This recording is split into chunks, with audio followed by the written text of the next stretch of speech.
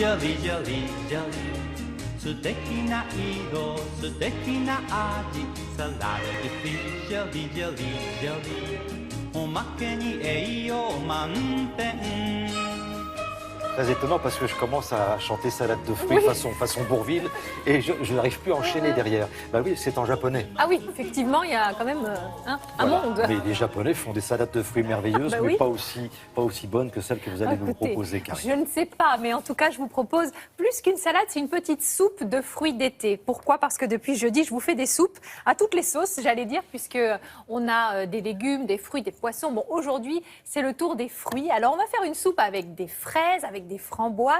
On va faire un petit sirop dans tout ça. Et puis, on va mettre des petits dés de fruits frais qu'on va rouler dans la vanille. Ah!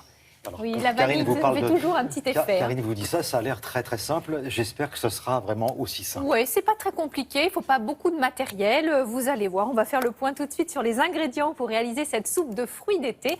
Nous avons besoin en premier lieu de cerises, de pêche, de framboises, de fraises. Et puis on va faire un sirop avec du sucre et de l'eau. On va mettre un peu de citron, de la vanille, je vous en parlais, et de la menthe pour le petit coup de peps et le petit coup de fraîcheur. Vous voyez, bon, pour les ingrédients, rien de rare. Vous allez donc commencer par préparer vos fruits. Alors, on va prendre les fraises, on va couper le petit pédoncule, on va les couper en 2, en 4, bon, comme vous voulez.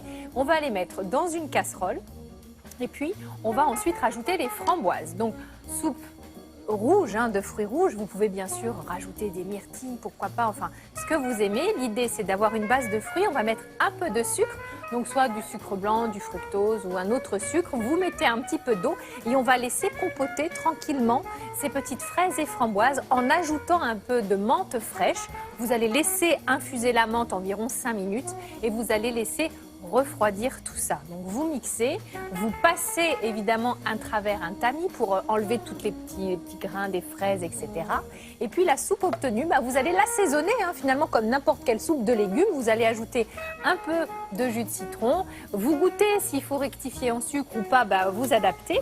Et puis dans cette soupe qui est en train de refroidir, eh bien on va mettre des petits dés. Alors des dés de nectarine, des dés de pêche, des dés de brugnon, ce que vous voulez, des dés même de cerises que l'on va un petit peu couper en petits dés. Et on va rouler le tout dans de la vanille. Donc vous allez gratter votre gousse de vanille, vous allez la mettre dans une petite assiette creuse et vous allez jeter tous vos dés de fruits à l'intérieur. Vous allez bien remuer. Vous voyez, tous les petits grains noirs adhèrent aux morceaux de fruits et il ne reste plus qu'à dresser. Donc vous voyez, Thierry, c'était promis, c'est pas compliqué. Vous mettez cette soupe bien fraîche. Alors, soit dans une verrine, si on le souhaite, pourquoi pas, soit dans une petite assiette creuse et vous allez ajouter vos petits dés de fruits frais. Alors vous en mettez pas mal, parce qu'au début on les voit pas, puis après ça s'amoncelle et puis voilà, on arrive à avoir un petit îlot de fruits. Tout autour, là j'ai mis les cerises.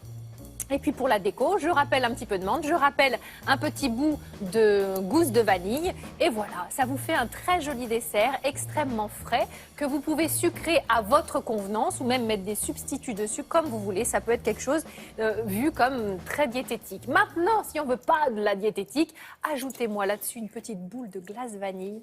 Et alors là, vous m'en direz des nouvelles. Ah bah oui. Alors, il y a Marido qui est ravi, Marie-Dominique Perrin. Greg. Non, je demande où est la soupe là, à ce temps-là.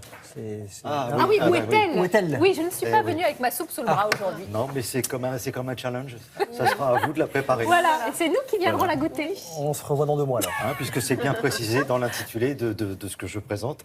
Voilà, des idées. On vous donne des idées de bonnes recettes pour le week-end, Greg. On fait un petit résumé de ce que vous avez proposé depuis 3 jours. Avec grand plaisir, mon cher Thierry. Il était question de soupe, on vous l'a dit. Alors jeudi, on a commencé avec une soupe, enfin un gazpacho revisité, c'est-à-dire une soupe de tomates servie avec de la mozzarella. C'est une façon de consommer la tomate mozzarella. Il y a un peu de mascarpone, je oui, précise. pour donner adoucir cette tout ça. onctuosité à la soupe. Vraiment une recette très fraîche, délicieuse. Hier, je vous parlais de la soupe de poisson qui ne vous coûte pas un radis, ou presque, puisqu'on l'a réalisée avec des arêtes, des têtes, des queues de poisson. Donc vraiment, on récupère toute la saveur du poisson, mais on ne dépense pas d'argent. Voilà, et aujourd'hui, la soupe de fruits, on l'a vu. Et tout ça, c'est sur le site de Télématin, si vous voulez noter les recettes de Karine. Merci beaucoup. Avec plaisir.